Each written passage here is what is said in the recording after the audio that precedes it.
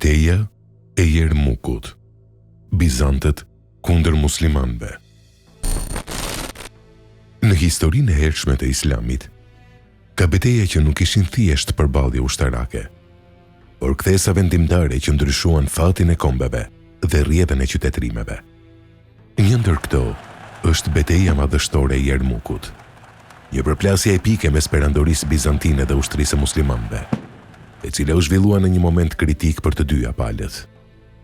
Ishte viti 636, një kohë kur perandoria bizantine, e lodhur nga luftrat e gjata me Persin, përpiqej të rimerte kontrollin mbi territoret e humbura në Sham, rajonin që sot përfshin Sirinë, Jordanin dhe Palestinën. Në anën tjetër, një fuqi e re po ngrihej me shpejtësi, ushtria e muslimanëve, e bashkuar nën besimin e Islamit dhe udhëhequr nga komandantë të jashtëzakonshëm. Fusha e betejës ishte pranë lumit Jermuk, një degë e lumit Jordan, në një terren të ashpër me lugina të thella dhe fusha të hapura. Një vend strategjik, por edhe i rrezikshëm.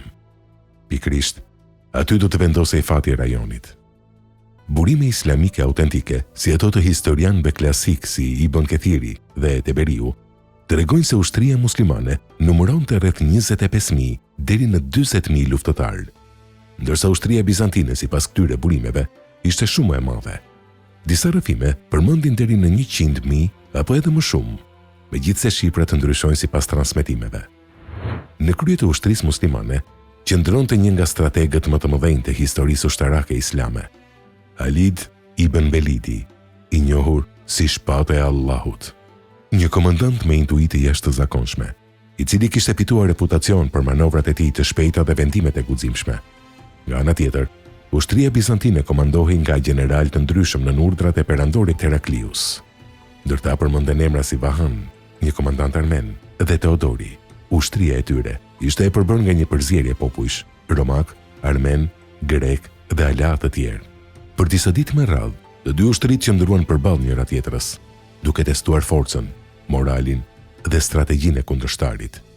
Muslimanët, megjithse më të paktën në numër, kishin një avantazh të madh: unitetin dhe besimin e palëkundur.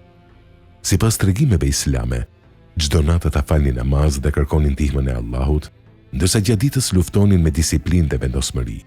Gratë muslimane, të pranishme në kamp, luanin gjithashtu rol në ngritjen e moralit dhe madje në ndalimin e tërheqjeve të mundshme.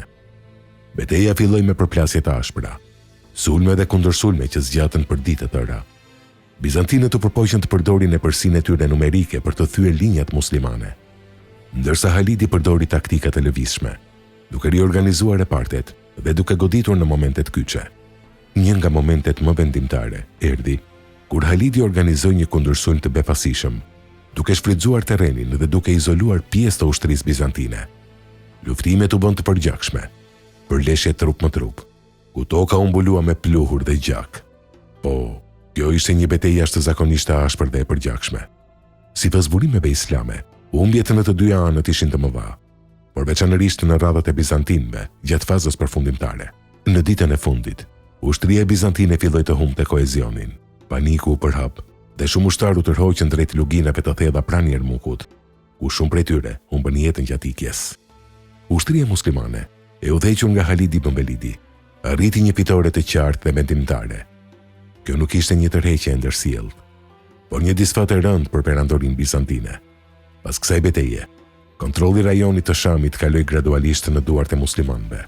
Perandori Heraklius, sipas transmetimeve historike islame, u largua nga Siria, duke thënë fjalë që shprehnin humbjen dhe dorëzimin ndaj realitetit të ri.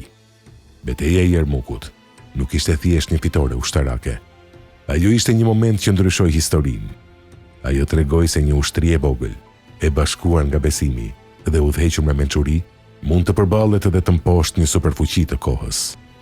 Në heshtjen e sotme të fushave të Jermukut, era vazhdon të fryjë mbi tokën që dikur pa një nga betejat më vendimtare të historisë. Një përballje që nuk ishte vetëm për territore, por për besim, vendosmëri dhe fatin e një epoke të re. Kjo është historia e Jermukut, përballja që tronditi një perandori dhe hapi një kapitull të ri në historinë e botës.